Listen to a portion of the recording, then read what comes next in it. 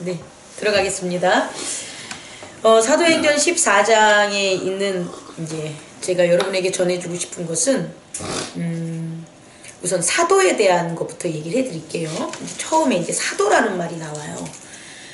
사도행전은 우리나라 말로 번역한 거죠. 사도들의 행전. 그러니까 사도들이 이렇게 복음을 전하는 그런 것들을 서사적 시간의 흐름에 따라서 이렇게 쭉 기록하고 있는 것을 사도행전이라는 그런 행전이죠. 행전. 복음서와는 좀 구별이 되는 행전인데, 제가 이제 여러분에게 잠깐 질문을 하면, 사도는 뭘까요? 여러분이 생각하는 사도는 뭘까요? 우선 복음을 전함에 있어서 우리가 선지자도 있고 또 제자도 있고 교사도 있고 선생도 있는데, 이 사도라는 그런 용어, 사도는 뭘까요를 우리 한번 개인적으로 한번 나눠봅시다. 사도라는 용어를 어떻게 생각하시나요? 장미숙 집사님. 그냥 사도하면 저는 예수님의 그 직계 제자, 네. 제자가 말씀을 전하는 거, 직계 제자가 말씀을 전하는 것도 그렇게만 생각이 들어요. 특별히 있잖아요.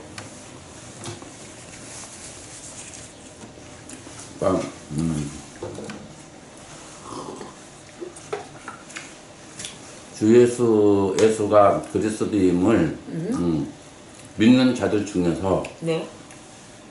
예수님께서 특별하게 12 제자를 주셨잖아요. 네네. 이제 그들이 하나의 이제 예수 그리스도의 교회가 생겼었을 때, 네네.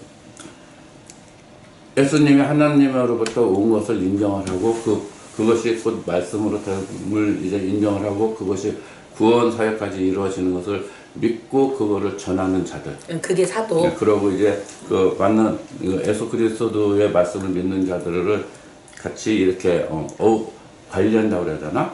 그러면서 그것이 세상의 땅끝까지 말을 전파, 그 사명을 가진, 그 사명을 받은 자들. 네네. 안 집사님, 모든 사람들이 어쨌든 첫 번째 질문은 제자잖아요. 나는 예수 그리스도의 도를 배울 거야 라고 하는 무리들은 제자가 되는데, 그럼 제자들은 다 사도가 될 수 있다고 생각하시나요? 안 집사님 생각해요? 그렇진 않겠죠. 그렇진 않을 것 같다. 그 기준은? 그러니까 믿음이 있고 없고에 따라서 더 많이 있으면은 좀 있을 것 같고. 네네네. 우리 장도아 집사님? 어쨌든 사도하고 제자는 분명히 다른 거고요. 네네. 다른데 사도를 아무나 할 수 있는 건 아닌 것 같아요. 네, 이제부터 이제 이 답을 얘기해 주려고 그래요. 왜냐하면 목사님 그런 게 뭐가 중요해요? 되게 중요해요. 왜냐면 신사도 운동이라고 해가지고 기독교계에서 그 현대에 그런 어떤 나는 사도야, 새로운 신사도야, 그러니까 새로운 뉴 사도. 그래서 나는 사도로서의 자기의 권위를 해서 막 이렇게 성령을 행사하고 했었던 그런 어떤 목사님들이 있어요. 지금도 있고요. 지금도 어떤 측면에서 보면 뭐 그러니까 이단이 아니면서도 이단 같은 그런 모습의 사도를 사용하는데, 그 사도는 이 사도가 일반 제자와는 전혀 좀 구별점이 있는 건데, 왜냐면 사도로서의 가진 권위가 우선 첫째 되게 크다라는 거예요. 사도로서의 권위, 초대교회에 있어서의 사도로서의 권위는 엄청난 그렇지 않는 자와 구별점을 뒀다는 거예요. 그래서 바울 같은 경우도 그의 서신서 뒤에 뭐 고린도 전후서 뒤쪽으로 가다 보면 그가 세운 교회들에 대해서 이렇게 편지 쓰는 모습들을 보면 자꾸 나를 사도로서 인정하지 않는 무리들이 있다는 거예요. 그래서 자기의 사도권, 나는 사도야 라는 걸 강조하는 이런 역할을 한단 말이에요. 그렇다면 사도라는 것은 분명히 커다란 권능이 있다라는 거예요. 그렇지 않겠습니까? 그리고 모두가 다 사도가 될 수가 없는 거예요. 그런데 사도가 된다는 거예요. 이 문제를 우리가 지금 하자는 거예요. 저는요, 지난번에 한번 학교에서 이런 논쟁이 있어서 얘기를 할 때 많은 목사님들이 현대사회에서는 사도가 없다 이렇게 얘기를 했어요. 그리고 지금 신사도 운동을 하는 것들은 그거는 이단적이지 않냐. 이런 의견을. 근데 저는 그거에 대해서 반대. 오늘날도 사도가 있을 수 있다. 근데 내가 사도가 된 건 아니다. 사명자. 이제 제가 그 얘기를 해줄게요. 왜 사도에 대해서 있냐 없냐를 얘기를 하냐면, 우선 그럼 사도의 정의를 알아야 되는데, 사도의 정의가 뭐냐 봤더니 사도행전 시작할 때 나와요. 뭐냐면 예수 그리스도를 뭐 하는 거예요? 뭐 3절을 보면 그가 고난받으신 후에 또한 그들에게 확실한 많은 증거로 친히 살아계심을 나타내사 40일 동안 그들에게 보이시며 하나님의 나라의 일을 말씀하시니라. 이제 첫 번째는 뭐냐면 예수 그리스도를 갖다가 죽은 것도 보고 그 다음에 부활하신 것도 본 사람이 돼야 되는 거예요. 그리고 더 중요한 거는 예수 그리스도가 돌아가시고 부활하신 다음에 또 뭐였냐면 그의 말씀을 들은 자야 돼요. 그의 말씀을. 그러면 예수 그리스도를 십자가와 부활을 보고 그 다음에 그의 말씀을 듣고 듣는다고 해서 다 사도가 되는 게 아니라 뭐 해야 되냐? 증언해야 돼요. 증언하는 것. 그러니까 전해야 돼요. 전하는 것까지 사도의 조건이 된단 말이에요. 그래서 이전에 예수님께서 계셨을 때는 제자들을 갖다 사도라고 안 불렀다가 제자들을 사도라고 부르는 그 시점은 뭐가 되냐면 복음을 전할 때가 돼서 그들을 제자라고 하지 않고 뭐라 그러냐? 사도라고 한 거예요. 근데 저는 여기서 하나 더 추가점이 있다라는 거예요. 이게 뭐냐면 일반적으로 얘기하면 이렇게 예수 그리스도 살아서 그의 죽음과 부활과 그의 말씀을 전하는 자가 사도로 봐야 되는데 만약에 이 기준을 넣는다면 바울은 사도가 될 수가 없는 거예요. 바울은 그때 당시 예수님을 핍박했으니까 그리고 예수님 부활 후에도 예수 무리들을 핍박하고 다녔기 때문에 이런 범주에 있으면 바울은 사도가 될 수가 없어요. 그럼 바울이 사도 직분을 얘기하는 가장 큰 특징은 뭐냐? 나는 부활하신 예수님을 봤다는 거예요. 만났다는 거예요. 근데 이것만으로도 안 돼요. 왜냐면 부활하신 예수님을 만난 사람들 중에는 제자들도 있을 수가 있다라는 거예요. 사도가 안 된 제자들.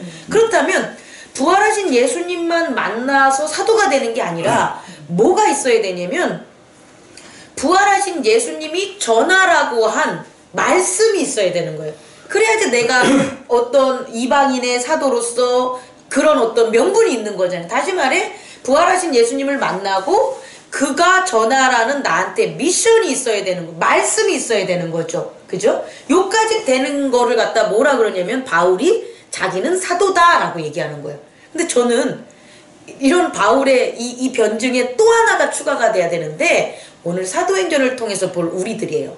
만약에 이 또 하나가 된다면 오늘날 우리도 사도라는 직분을 받을 수가 있다라는 거예요. 오늘날. 근데 이 또 하나라는 게 이게 성립이 안 되면 바울도 사도 직분을 못 받을 수가 있는 거고 예수님과 함께한 12제자도 사도 직분을 못 받을 수가 있는 거예요. 그러니까 가장 중요한 건 인간의 시점으로 한 이런 조건들을 실행시킬 수 있는 사도로서의 인침이 있는데 그게 뭐냐라고 보니까 3절에 나오는 우리 다 같이 읽어보세요. 시작. 두 사도가 오래 있어 주를 힘입어 담대히 말하니 주께서 그들의 손으로 표적과 기사를 행하게 하여 주사 자기 은혜와 말씀을 증언하시니. 다시 말해 사도는요 사람이 사도가 아니라 그 사도를 통해서 그들의 그러니까 주께서가 중요한 거예요. 주가 그들의 손으로 표적을 일어나게 하고 주의 은혜와 주의 말씀을 나타내지 않으면 사도가 될 수가 없다는 거예요. 더 엄밀하게 얘기해서 이 사도라는 것은 정말 예수님과 하나다라고 봐야 돼요. 예수 그리스도와 하나다. 또 하나는 성령님과 하나다. 그러니까 우리가 거듭남에 대해서 얘기를 했었잖아요. 지난 시간에. 그러니까 주 예수 그리스도와 성령과 하나 된 사람만이 뭐가 돼야 되냐? 사도가 돼야 되는 거예요. 만약에 주 예수 그리스도와 성령과 하나가 되지 않으면 그를 사도로 인정할 수가 없는 거예요. 그러면 그는 사도로서 인정받을 수가 없다라는 거예요. 아무리 바울이 주 예수 그리스도와 성령과 함께 있어서 일어났을 때는 저는 사도권에 대한 문제는 안 일어났다고 봐요. 저는. 그런데 시간이 지나면서 바울을 공격하는 자들도 있을 수 있지만 혹은 바울이 변했을 수 있는 거죠. 주 예수 그리스도와 함께하지 않고 성령과 함께하지 않는 자의 모습으로 나타낸다면 사도 직분은 사라지게 되는 거예요. 그건 바울에게만 있는 게 아니라 누구에게도 있을 수 있다. 베드로와 요한과 많은 초대교회의 사도들도 동일하다는 거예요. 그래서 우리가 명심해야 될 것은 뭐냐면 사도가 뭐냐라는 거예요. 선생이 뭐냐라는 거예요.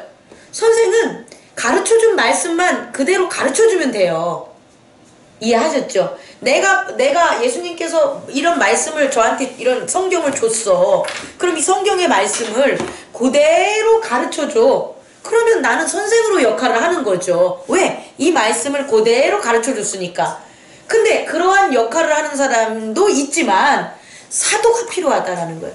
그 사도는 뭐냐면 우리 주 예수 그리스도가 부활하지만 않았다면, 그리고 부활하셔서 성령님을 보내지 않았다면 사도라는 직분은 필요가 없어요. 선생들만 있겠죠. 말씀을 전하는 선생들만. 그런데 부활하신 예수님과 또 부활하신 예수님의 이름으로 보낸 보혜사 성령님이 있기 때문에 그 약속이, 언약이 실현이 되려면 그 약속을 이룰 수 있는 사람이 필요한데, 그 사람을 특정지어서 그런 어떤 직위와 권위를 저한테 뭐라고 묻느냐 그러면 그게 사도다라고 묻고 싶은 거예요. 사도다. 그럼 오늘날 이제 얘기하는 거예요. 오늘날 사도가 사라졌어라고 말하는 그런 시대잖아요. 그럼 사도는 더 이상 없어라는 시대에 있어서 사도가 없는 이유는 성경이 우선 없기 때문에 없는 거예요. 더 이상 성경을 계속 만들어내지 않잖아요. 성경을 계속 만들어낸다면 거기에 기술되는 분명히 성령과 예수 그리스도의 역사가 써져야 되니까 사도의 직분을 하는 게 오늘날 낯설지가 않겠지만 우리는 더 이상의 성경을 만드는 게 중단됐죠. 끝났잖아요. 그래서 첫 번째는 사도가 있다 해도 성경이 만들어지지 않기 때문에 사도가 증명되지 않는다라는 거고, 또 하나는 역으로 사도가 없는 시대에는 어떨까를 얘기해 주고 싶은 거예요. 사도가 없는 시대는 어떤 일들이 벌어질까요? 악이 더 성행하고. 그건 증명할 수 없어요. 사도 때문에 악이 성행한다는 얘기를 안 하니까 바꿔서 얘기하면 돼. 바꿔서 그 얘기를 어떻게 얘기하냐면 사도가 행했던 일들이 안 일어날 수 있다라는 거예요. 사도가 없으니까. 선생이 있으니까 선생들이 행했던 일들은 일어날 수 있지만 사도가 행했던 일들은 사도가 있어야지 일어나니까, 사도가 없다면 사도로서 나타나는 일들이 안 이루어진다는 그런 일들이 벌어지는 거죠. 우리는 아유 내가 사도야, 난 사도가 될게, 이런 의미에서 사도로 바라보지 말고요. 인간적인 측면에서 교회의 한 자리를 떡하니 차지했던 권위자로서 사도를 바라보지 말고, 하나님께서 사도를 통해서 무슨 일을 하려고 했었을까? 선생을 통해서 무슨 일을 하려고 했었을까? 선지자를 통해서 무슨 일을 하려고 했었을까라고 한다면, 선지자도 사라졌어, 사도도 사라졌어 라고 한다면 사도와 선지자로서 행하는 일들이 안 나타난다는 것, 안 나타난 것, 혹은 볼 수 없다는 거는 확실하다는 거죠.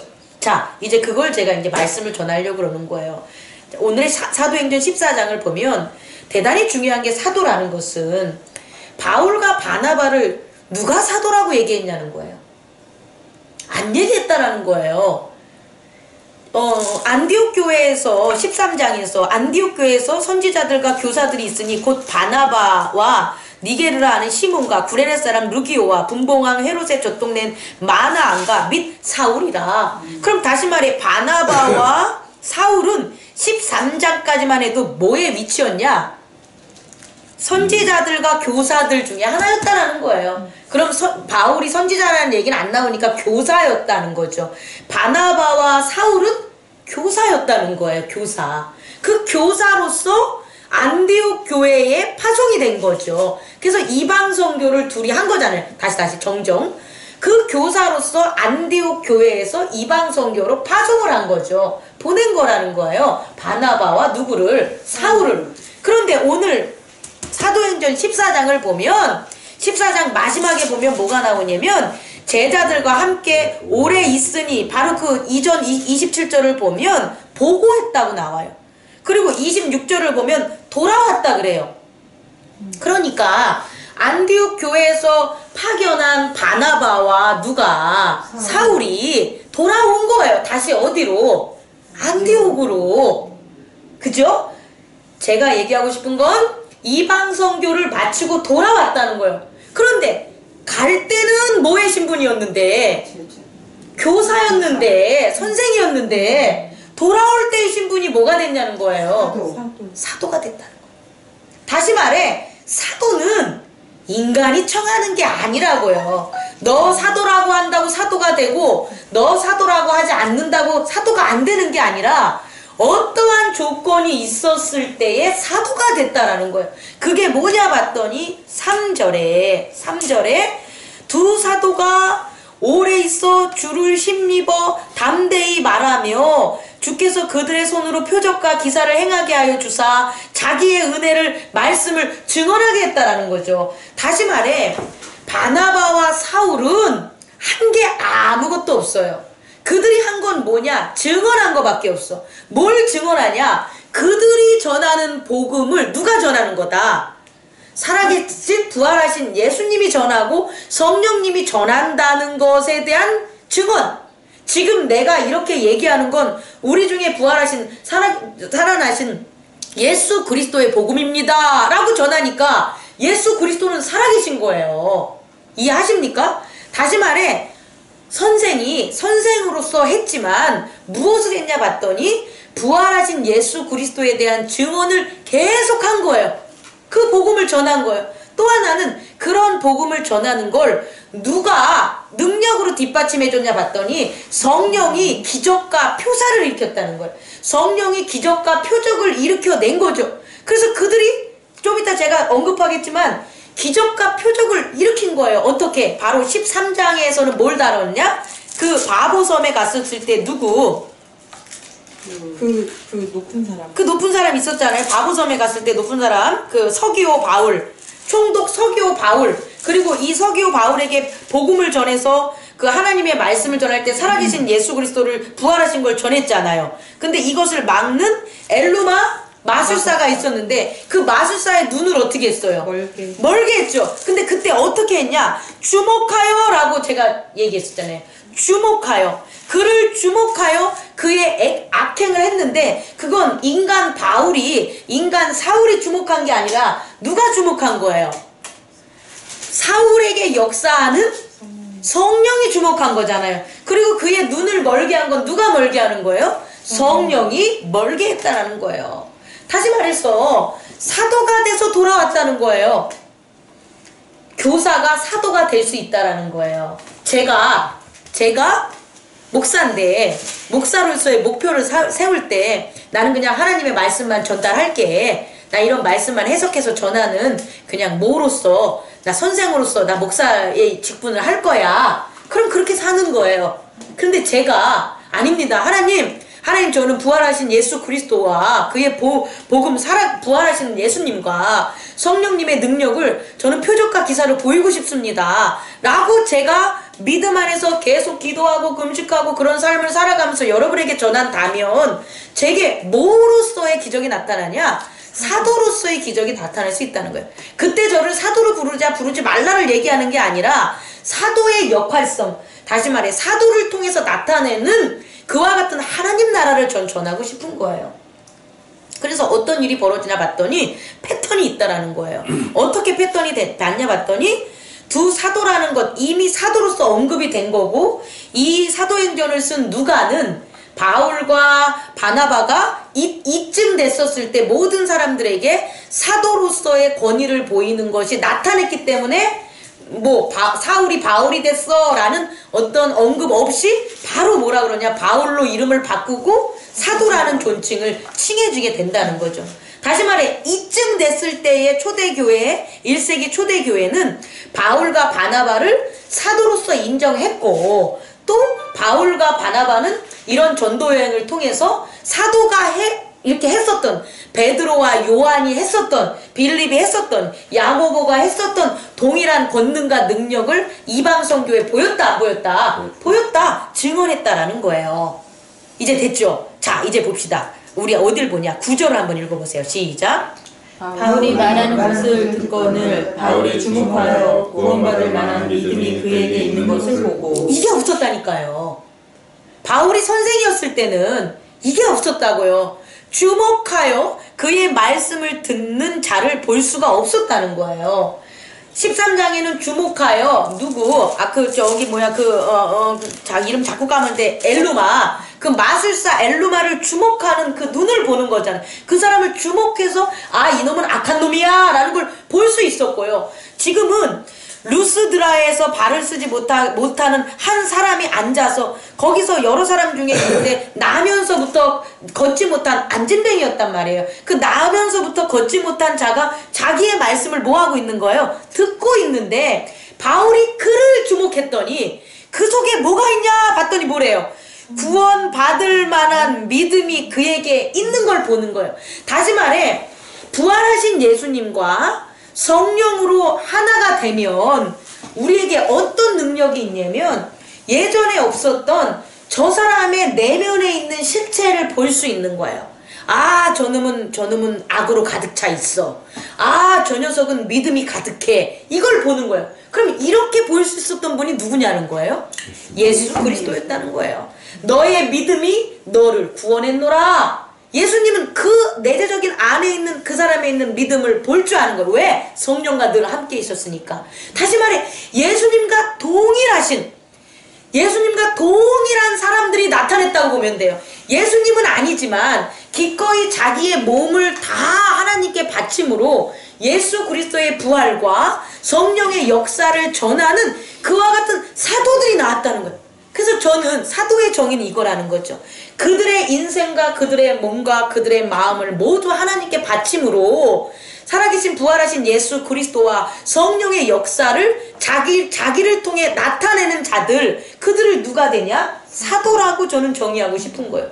동일하게 이루어졌다는 거예요. 바로 이 바울이 어떻게 그렇게 주목하고 그 다음에 뭐라고 했냐? 10절 시작. 큰 소리로 이르되 내 발로 바로 일어서라 하니 그 사람이 일어나 걷는지라. 이거 사도 중에 누가? 베드로가 그랬잖아요. 베드로가 요한과 함께 성전 예루살렘으로 들어가는 길에 성전 앞 미문 앞에 나무서부터 안진뱅이가 앉아 있었죠. 구걸하여 저들에게 무엇을 얻을까 해서 구걸했더니 베드로가 주목하여 보는 거죠. 봐서 내가 은과 금은 없을지라도 나사렛 예수의 이름으로 명하노니 일어나 걸어라 라고 했을 때 베드로가 동일한, 지금 바울에게 있는 동일한 그 부활하신 예수 그리스도와 성령의 역사를 이에게 한 거예요. 그러니까 이게 보인다는 거예요. 이게 보였을 때 그는 어떻게 하냐? 일어난다는 거죠. 일어난 거예요. 벌떡 일어난 거예요. 그러니 이 동네 루스드라에 이제 엄청난 일이 벌어진 거죠. 이 루스드라는 뭐나 봤더니 헬라인들이 허다하게 많이 있는 거예요. 헬라인들이란 건 로마와 그리스인들이라는 거예요. 그리스 로마인들이 여기 많이 모여 사는데 아니 그들이 섬기는 신이 누구냐? 제우스 신, 헤르메스 신, 아폴로, 또 우리가 잘 아는 비너스, 뭐 기타 등등 많은 신들을 모셨는데 그들은 그 신이 누구의 모습으로? 바로 사람의 형상으로 우리 가운데 내려왔구나 라고 한 거예요. 야, 이거 진짜 이 전혀 다른 거글랑요. 지금 우상숭배잖아요. 제우스가 바울로 왔어 이거예요. 그러면 바울의 존재는 없는 거예요. 그럼 뭐의 존재예요? 제우스의 존재인 거예요. 그럼 인간이라는 바울의 존재는 아무 의미 없는 거예요. 그리고 인간의 육체라든지 인간의 삶이라든지 인간의 어떤 변화는 중요한 게 없는 거예요. 왜? 신이 내려오면 되니까. 제우스가 내려오면 되니까. 우리도 그런다니까. 우리 중에 잘못 기독교 이단 중에서 그 가연설이라는 걸 주장해서 예수 그리스도가 육체로 살지 않았다는 것을 주장하는 자들이 있어요. 그런 자들은 예수 그리스도는 원래 신이었고 육체는 아니다. 그리고 예수 그리스도가 십자가에 못 박혀 돌아가실 때에 그때 잠깐 신이 내려오셨다. 그래가지고 그땐 고통도 없었고 그 다음에 다시 신이 살아나신 거다. 그래서 부활한 거다. 다시 말해 예수 그리스도는 죽지 않았다. 사람이 아니니까 죽지 않았다라는 그런 도가 바로 이때 초대교회의 이제 이 뒷부분에 왕성하게 나타나게 돼요. 왕성하게 교회를 흔드는 이론들로 나타나게 돼요. 우리도 그런 생각을 할 수 있다라는 거예요. 어떻게? 하나님 그냥 내려오셔가지고요. 이런 문제들 다 해결해 주세요. 이렇게 하는 그런 게 있다라니까요. 저한테 이러이러한 문제가 있는데 이런 거 다 해결해 주세요. 하나님이 능력자 아니십니까? 그렇게 믿는 게 지금 이들이 말하는 제우스 신을 섬기는 이방적인 교리와 동일하다는 거예요. 틀리지 않다라는 거예요. 그러면 여기 있을 때 바나바가 제사를 드리십시오. 우리는 지금 예수 그리스도가 우리 안에 임했고 성령이 우리 안에 임했으니까 우리한테 드려지는 제사가 아니라 예수 그리스도와 성령에게 드려지는 제사니까 제사 드립시오. 우리를 위해서 소도 잡으시고 제사 지내십시오. 이렇게 했다는 거예요? 안 했다는 거예요? 안 했어. 안 했다는 거예요. 왜 안 했냐면 바울이 이들에게 한 말이 뭐냐면 15절 여러분 어찌하여 이러한 일을 하느냐 우리도 여러분과 같은 뭐다? 성정을 가진 사람이다. 이게 기독교의 요체인 거예요. 이걸 예수님이 전하는 거예요. 사람이다. 사람이라는 거예요. 사람인데 뭐 하는 거예요? 할 수 있다라는 거예요. 사람이기 때문에 할 수 있다라는 거예요. 오히려 사람을 가치 없게 여기고 신을 강조하고 사람으로서의 이 땅에서의 삶에 대한 가치를 무시하는 게 아니라 사람이기 때문에 우리가 사람이기 때문에 오히려 가능하다는 정반대적인 그런 얘기를 하는 거예요. 뭐냐면 우리는 사람인데 우리가 어떻게 됐다? 예수 그리스도와 성령 때문에 거듭났다. 바뀌었다. 우리는 원래 못된 사람이었는데 고기 잡는 건 베드로고 바울 나는 원래 예수를 핍박했던 사람이고 못된 놈이었는데 내가 어떻게 했다? 바뀌었다. 어떻게 바뀌었다? 내가 이렇게 바뀌었다는 거예요. 난 사람이었는데 바뀌었다는 거예요. 그러면 이 말을 듣는 모든 사람들을 또 어떻게 한다는 거예요? 바뀔 수 있다라는 거예요, 여러분. 우리에게 문제가 있습니까? 우리에게 고난이 있습니까? 하나님이 떡하니 내려와서 해결 못 해주는 게 아니라 그렇게 해결을 해주면 우리의 가치가 없어지는 거예요. 우리 이 땅으로 우리를 보낸 가치, 하나님의 아들로서의 미션, 모든 가치가 상실되는 거예요. 그럼 뭐하러 살아? 그냥 죽으면 되지. 그럼 뭐하러 이 땅에 예수님이 오셔? 그냥 이 땅을 없어져 버리고 하나님 나라에서 하나님 것만 잘하면 되지. 이해하실 수 있겠죠. 중요한 기독교의 특징은 뭐냐면 사람을 변화시킨다는 거예요. 다시 말해 사람을 거듭나게 만드는 거예요. 사람을 거듭 태어나서 어떤 존재로 만드냐? 바로 니들이 믿었던 그런 제우스와 같은 신과 같은 능력을 너희들도 할 수 있다라는 거예요. 그러니까 그만큼 너희들은 존중하고 하나님의 백성이기 때문에 너희들이 귀신 섬기지 말고 너희들이 그런 어떤 음탕한 것 하지 말고 너희들이 헛된 재물에 욕심 갖지 말고 너희들이 맨날 그렇게 싸움하며 살지 말라는 거예요. 왜냐? 너희들이 변하면 우리도 변했듯이 너희 사람이 변하면 그게 하나님의 자녀가 되는 길이라는 거예요. 그냥 갑자기 하나님의 자녀가 되라는 게 아니라 너희들이 반드시 물과 성령으로 거듭나야 돼. 변하는 것처럼 너희들이 변하라는 거예요. 예수 그리스도와 성령으로 뭐하라? 변해라. 이게 우리에게 주는 희망의 메시지고 구원의 메시지라는 거죠. 어떤 놈들만 택해가지고 아니 그 사람들은 어떤 뭐 금수저도 아니고 그 사람들만 구원받고 나머지들은 복음을 못 전해들은 이방인들이라든지 기회를 공부를 못하거나 예수님을 만나보지 못한 사람들은 다 하나님을 알지 못해서 멸망을 받는다면 그게 어떻게 신이 되냐는 거예요? 그게 어떻게 하나님이라는 거예요? 잡신이죠, 잡신. 그런데 하나님은 아니시라는 거예요. 하나님은 모두에게 하나님의 자녀가 될 수 있는 뭘 줬다? 그와 같은 구원을 줬는데 그게 누구냐? 부활하신 십자가에 못 박혀 돌아가시고 부활하신 예수 그리스도. 그리고 그의 이름으로 보내받은 보혜사 성령님. 그러면 우리도 어떻게 되냐? 우리 안에 예수 그리스도와 성령이 하나가 돼서 결국 우리는 어떻게 태어나는 거다? 예수 그리스도와 성령으로 하나님께서 다시 우리를 만드신다는 거예요. 다시 우리를 예전에 아담처럼 만든 그의 파뉴마, 그의 영, 그의 혼으로 우리를 만들었듯이 이제 죄에 있었던 우리들을 어떻게 다시 만들겠냐? 예수 그리스도와 성령으로 우리를 뭐 하겠다? 다시 만들겠다. 다시 낳겠다라는 게 바로 사도행전 14장에 이렇게 주목할 만한 그런 에피소드로 기록이 돼 있다는 거예요. 그런데요, 이와 같은 역사를 보임에도 같은 편이, 유대인 같은 편이 바울을 죽이려고 하고 바나바를 죽이려고 하고 충동해서 돌로 던진다는 거예요. 그래봤자 소용 있다 없다? 없다. 왜? 그들은 누가 지금 내주하시니까 살아계신 예수 그리스도와 성령이 내주하시니까 어떻게 할 수 없다는 거야. 잘 보세요. 믿는 사람들이 기도를 해요. 어떤 문제를 이제 풀려고. 근데 기도를 함에 있어서 내가 원하는 대로 나타나지가 않아. 그냥 우리 성경에 나라면 하나님 저 악한 자를 멸해 주십시오 라고 그러면 악한 자가 딱 멸해지면 좋겠어. 근데 그게 멸해지지 않고 오히려 비웃고 더 득실거리려고 그러고 더 욕을 하고 더 막 대들려 그러면 마음이 흔들려. 하나님이 안 도와주는 것 같아. 근데 아니라니까. 하나님은 당연히 도와주시고 하나님은 예수 그리스도와 성령으로 우리 안에 내주를 해서 우리는 이미 예수 그리스도와 성령으로 다시 태어났기 때문에 그들을 대적한 거예요.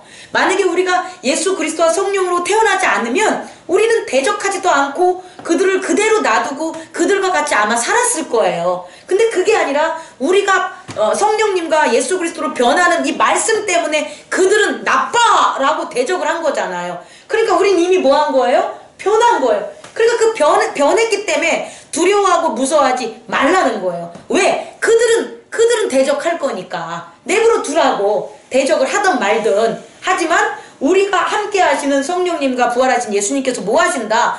악을 뭐 한다? 진멸하는 그 과정을 우리에게 뭐 한 거다? 보이실 거라는 거예요. 그럼 그 과정을 보면서 우리는 뭐냐? 믿음이 더욱더 굳건히 쌓여야지. 그 과정을 보면서 오히려 믿음을 빼앗기면 된다? 안 된다? 안 된다.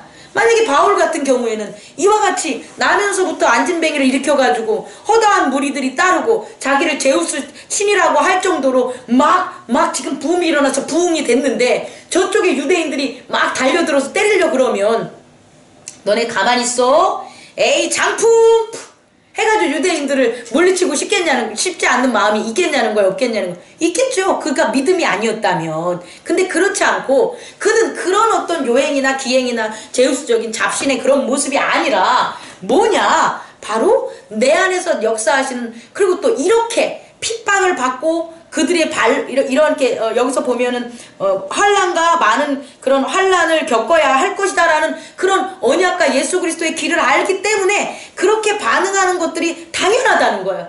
당연하다는 걸 아는 거죠. 그리고 오히려 어떻게 했습니까? 20절에 보니까 제자들이 둘러서서 바울이 일어났다는 거죠. 바울을 죽는 걸 누가 막아줬다? 제자들이 막아줬다는 거예요. 여러분, 우리가요 주 예수 그리스도의 부활과 또 성령으로 거듭이 나잖아요. 그러면 정말 기가 막힌 체험은 뭐냐면 내가 몰랐던 사람들이 우리를 도와주는 게 보여요. 그냥 보여. 그들이 하나님께서 보내신 하나님의 제자들이에요. 예수 그리스도의 제자들이에요. 우리는요 어떠한 상황이 일어나도 어떻게 되냐? 그 믿음 안에 있으면 우리를 돕는 자들이 우리를 넘어지지 않게끔 다요. 왜? 그 언약을 이룰 때까지, 증거로 삼을 때까지. 그러니까 여러분 좌절하거나 흔들리지 마시고 더 강건한 믿음으로 나가시기를 바랍니다. 그렇게 해서 또 계속해서 이제 금식하고 또 기도하고 이런 걸 위탁하면서 이제 더 독려했겠죠. 이렇게 거세니까. 이렇게 거세게 왔을 때 할 수 있는 일은 뭐냐? 기도밖에 없는 거예요. 금식함으로 더 하나님의 믿음으로 서는 수밖에 없는 거죠. 그렇게 했더니 이제 다 이루어지고 다시 어디로? 안디옥으로 간 거예요. 떠날 때는 제자의 신분이 교사의 신분이지만 돌아올 땐 뭐가 됐어요? 사도가 됐고요. 떠날 때는 그들 둘이 갔겠죠. 혹은 몇 명만 갔을 수 있겠죠. 그런데 돌아올 때는 그들과 함께하는 제자들이 늘었다는 거예요. 여러분, 이 땅에서의 삶을 우리가 살아가는데 어떤 삶을 살 겁니까? 맨날 우리에게 있었던 친구들한테 배신당하고 주변에 있었던 사람들하고 헤어지고 맨날 외롭고 혼자야 술 마시고 이렇게 살아갈 수는 없잖아요. 우리가 이 땅에서 그렇게 살지 맙시다. 예수 그리스도를 믿고 성령을 믿고 하나님의 온전하신 구원 능력을 믿는 우리들은 있잖아요. 점점 사람들이 많아져야 돼요. 어떤 사람들? 예수의 제자들이 점점 늘어나야 되고 점점 나를 하나님의 아들, 하나님이 늘 함께하는 그런 사람으로 보는 그런 주위 사람들이 늘어나야 된다는 거예요. 그럼 그렇지 않는다면 내가 지금 못하고 있다라는 거예요. 내가 지금 못하고 있다라는 거예요. 제가 제 스스로 목사가 그렇게 못하고 있다고 느낀다면 제가 지금 안 하고 있는 거예요. 그래서 12월 달부터 금요일 날 뭐 한다고요? 금식 기도를 매주 하겠다고 더 경건하게 더 하루를 하나님이 원하시고 하나님이 쓰신 사람들의 모습을 따라서 하겠다는 거예요. 우리가 원하고 우리가 생각하는 방법으로 나는 하나님께 나아가겠다는 게 아니라 하나님이 원하시는 방법, 그리고 그 길을 따랐던 많은 선배 그런 어떤 목격자들처럼 저도 어떻게 되겠다, 그 길을 한번 가보고 싶다라는 거예요. 그렇게 갔을 때 일어나는 하나님의 역사를 기대합니다. 여러분들도 그런 저와 함께 동일하게 하자는 소리는 아니고 마음속으로 우리는 계속해서 변해야 돼요. 마지막으로 전할게요. 마지막으로 제가 오늘 하루 종일 이렇게 새벽부터 이렇게 생각했던 건 변화예요. 변화하는 게 영생이다.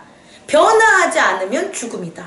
다시 말해 계속해서 믿음이 날마다 가면 영생으로 가지만 우리의 믿음이 계속해서 변화하고 성장하는 게 아니라 딱 멈추면 믿음이 멈추는 순간 사망이다.